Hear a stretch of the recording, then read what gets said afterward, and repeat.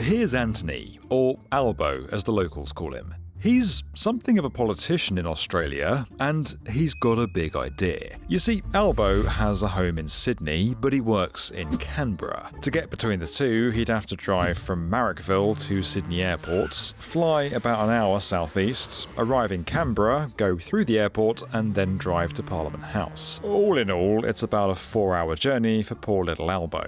Now, what if he has a business in Melbourne? That's even worse. Chuck another hour on top. But what if Albo got in a bit of hot water and then gets put on the no-fly list? What then? Well, the current rail journey between Sydney and Melbourne is approximately 11 hours. Oh, crikey! So this is where Albo's big idea comes in. High-speed rail. High-speed rail. High-speed rail. High-speed rail. High-speed. High-speed. High-speed. High-speed rail. What if that journey to Canberra could be condensed to just 90 minutes door to door? Or just 2.5 hours down to Melbourne? Well, that could revolutionise an entire country, solve a housing crisis, and jumpstart an economy that's been stagnating.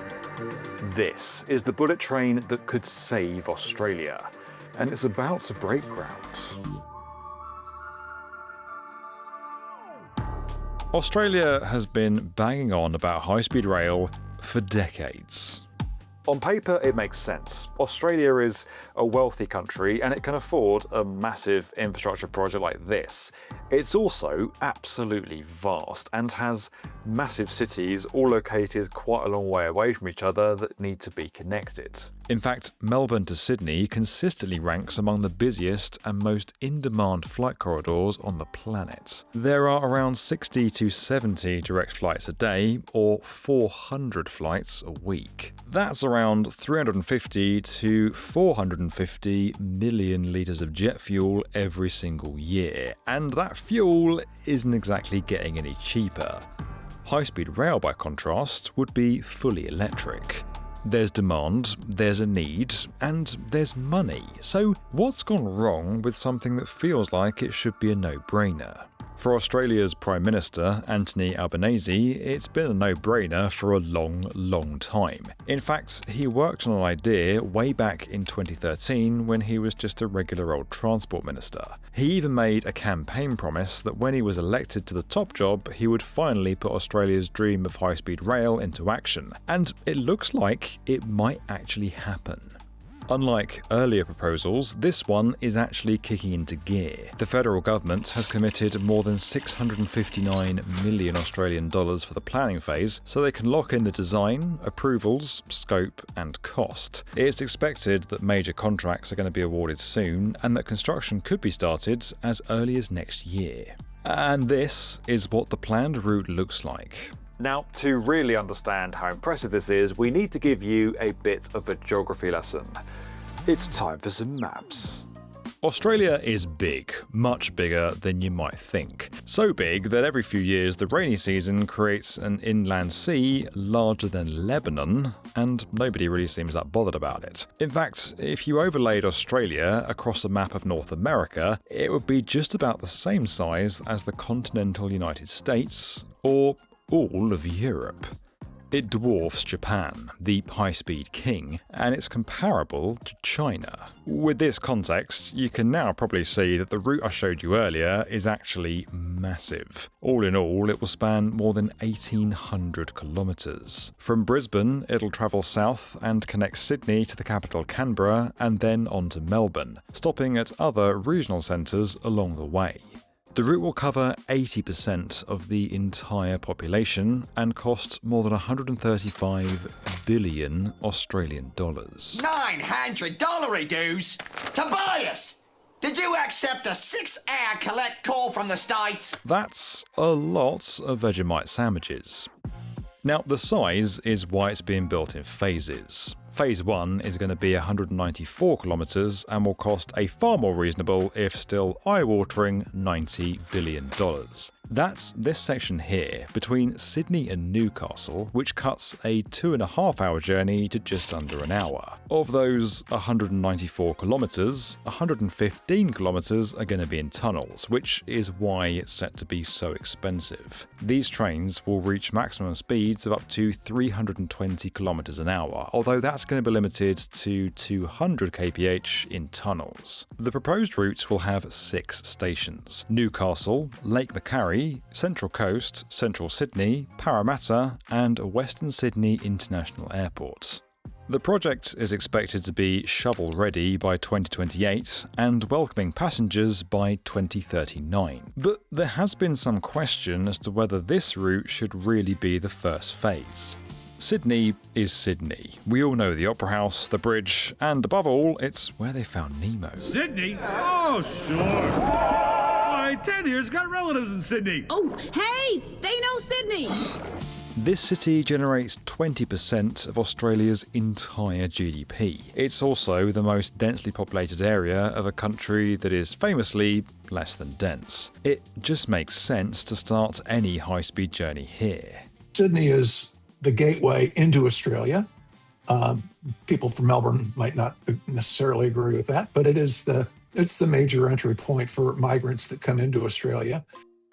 Once high-speed rail is up and running in, say, a decade or two, passengers will undoubtedly be using train Wi-Fi. Unfortunately, public Wi-Fi is a lot riskier than most of us realise. You're almost asking for your information to be stolen. Unless you're working with Incogni. It's getting more and more common to get a call from a family member upset because someone's managed to scam them out of their hard-earned cash. I've even had my own details leaked in data breaches, and it feels like I'm getting a notification about a new one every other week. Armed with personal information that's been bought from data brokers, scammers can craft phishing emails, messages, and phone calls that are increasingly difficult to spot. I don't know about you, but it kind of feels almost inevitable that you're going to get hacked at some point these days. But is it inevitable? Incogni braves the internet and finds any and all of your personal information before it can be stolen or used nefariously. Setting up an account is simple. I just ask for my personal information to be removed and then track the request through my dashboard. There's something satisfying about seeing the progress made without having to go through every page myself. And even if your personal information appears somewhere Incogni doesn't already monitor, you're still covered. With custom removals on the Unlimited and Family Unlimited plans, you simply point them to the site and one of their privacy experts handles the rest. It's not just scammers either. Employers, landlords, and even random strangers can access your personal details without your consent. Protecting yourself online has never been more important. You can scan the QR code on screen or click the link below to visit incogni.com/the B1M and use my code the B1M to get 60% off an annual plan. I know I now feel a lot safer using train Wi-Fi. Speaking of, let's get back to the video. North of Sydney is Brisbane and the Gold Coast, the future hosts of the 2032 Olympics and a now abandoned Trump Tower. This region is home to just over 4 million Australians. South is Canberra, where our mate Albanese spends most of his time with a few other politicians. Then, further south, is Australia's most populous city, Melbourne. But the next stop isn't to any of those cities. It's to Newcastle, which sits right here. It doesn't have the population of southeast Queensland or Melbourne, and it doesn't have the political importance of Canberra. Greater Newcastle has about 500,000 people, making it the country's 7th largest region. It's an important part of Australia, but it might be an odd choice for the first stop on the line, and it's not what previous attempts at high-speed rail have put forward. That's been a contentious point, and the background to that is not really clear. It was called out even by the Infrastructure Australia. The plan back in 2013 was decidedly different. It's a fast train going nowhere fast. The 2013 study concluded that Sydney to Canberra should be the first stage, then Canberra to Melbourne as the second stage, and then Sydney to Newcastle as the third stage, with the fourth stage being Newcastle to Brisbane. A huge part of that is that this high-speed plan is being marketed in a completely different way. But before we get to that, there's something you've got to know about Sydney. Well, it's official. The Australian housing market has entered a downturn, with the latest data from Domain showing combined capital city house and unit prices falling for the first time in 3 years. Sydney is in crisis, a big crisis. Housing prices have risen 730% in 30 years. A typical home now costs more than 12 times the median household income. It's made this place the second least affordable city in the entire world to buy a home in, and it's breaking Sydney-siders. There are housing crises across the developed world, but this one is particularly brutal. There are of course a number of reasons for this, but the big one is that Sydney simply hasn't built enough homes, and the areas that are earmarked for new developments are often not connected to proper infrastructure. And there it is, that key word. Infrastructure. Albanese's new high-speed line is being put forward as a way to help solve this massive problem. Linking Newcastle to Sydney suddenly makes Newcastle a viable place to live, even if you actually work in Sydney. And it's not just Newcastle, but all the regional centres that this line is going to pass through. Sydney itself is locked in geographically by mountains, the ocean and national parks. This could bypass all of that. And let's not forget, this sort of thing has worked before. When Japan launched the bullet train, it kicked off a resurgence that saw the country become one of the most successful economies on the planet. It did this by linking Tokyo with surrounding city centres, creating a mega region. People could live outside Tokyo but still work there every day. Ideas, resources and money could all be shared on a scale the country had never seen before. It took the burden away from the centre of Tokyo. As the Japanese tell us, it's transformation, not transportation, that results from high-speed rail. So housing will be a key part of the benefit no matter which direction you go. Because what high-speed rail does is it collapses travel time between regional areas and capital cities. The idea of these mega regions is something that's starting to catch on around the world, and Sydney to Newcastle definitely has potential. This project from Newcastle to Sydney is projected to enable 50 to 100,000 new dwellings in that corridor. It's about a 2.5-hour train trip from Newcastle to Sydney. That would be reduced to 60 minutes from Newcastle to Sydney, or 90 minutes to the new airport. So a substantial savings in travel time between those two cities. The line could support the construction of up to 160,000 new homes, according to the High Speed Rail Authority. It'll create more than 99,000 new jobs and deliver a $250 billion jolt to the economy over the next half-century. Sydney and Newcastle are already pretty integrated right now in terms of their economies and commuters who travel between the two places. This line would cater to that and give it a massive boost. And at first glance looking at our map, you'd probably think it makes more sense geographically. After all, it looks much shorter than the route to Canberra would be, but it's not that simple. When you compare that to the Sydney to Canberra leg, it's a much less difficult segment, even though it's longer. It's almost twice as long. It's much cheaper per kilometer to build because the ground is flat. A big challenge in the current plan is that about 115 kilometers of the Sydney to Newcastle line is going to be in tunnel, and it's going to go under very complicated terrain and under very large water bodies, Broken Bay, the Hawkesbury River, what's called the Cowan Bank, which is a very mountainous region. While this can be sold to Sydney-siders, for the rest of Australia, it might not make as much sense. The Sydney to Newcastle route is going to be much more difficult to build. You don't really see the benefit of the wider network. And that to me is one of the real challenges that we're going to have.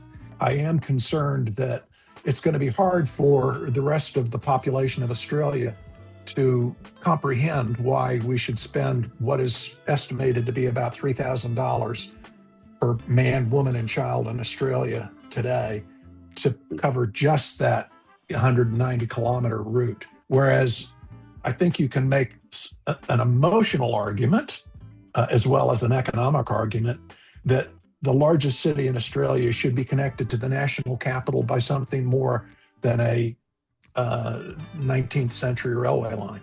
And that's all that's connecting Canberra to Sydney today. A highway, an overly busy aviation route, and a train line that's more than 100 years old and in desperate need of an upgrade. More than 3,000 people travel between Sydney and Canberra by air or coach every day, with tens of thousands more driving down the federal highway.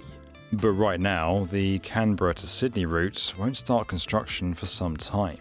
That's why it's so important that this first leg is not only done right, but that it's seen as a success, because there's a very long way to go. The Newcastle line will eventually be extended to Brisbane, then Sydney to Canberra, then Canberra to Melbourne. A rail trip from Sydney to Melbourne will be cut from 11 hours to just 3, but that's not going to be completed until around 2060. In order for all this to work, it requires some phenomenally long-term thinking and a lot of patience. And the last 50 years are littered with failed ideas. There were high-profile ones in 1984, 1986, 1993, and of course the 2013 idea that Albanese originally worked on. All of them have failed. We need to ask those critics to give us an alternative that's better than high-speed rail before they pour cold water on it. Not more cars, it's not more road space, it's not more planes. Right now is the closest this railway has ever come to actually being built in its entirety.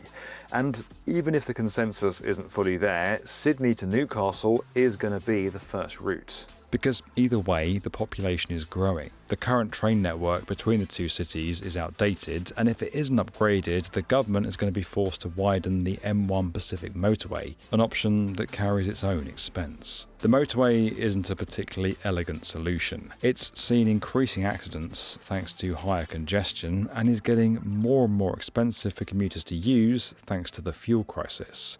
The high-speed line is promising to solve all of that. While the timing does feel especially right for this project, ultimately its greatest challenge will be back with Albanese. He's made this project a cornerstone of his premiership, and recent Australian Prime Ministers are not known for their longevity. With elections coming every 3 years, and parties known to chuck their leader at the first sign of trouble, high-speed rail is in danger of being tossed out as well if Albanese is pushed out the door. This first phase is a test case. It needs to prove to the rest of the country that not only is high-speed rail possible, but it's actually worth their time and money. I think the most important thing is that we get started on this thing. We've got the engineering talent and excellence to be able to build it. I'll not ride on it. I'm 74 years old, and I'll be lucky if I see the thing open. We have to look at what this does to Australia in 50 or 100 years. We don't do these things because they're easy. We do these things because they're hard. This video was sponsored by Incogni. Don't forget that you can keep your data out of the hands of scammers by checking out Incogni today. Just scan the QR code on screen or click the link below to head to incogni.com/the B1M. You can also use my code, the B1M, to get 60% off an annual plan. It's video sponsors like Incogni that enable us to keep making these videos, so please take the time to go and check them out. We would really appreciate it. And as always, guys, if you enjoyed this video and you want to get more from the definitive video channel for construction, make sure you're subscribed to the B1M.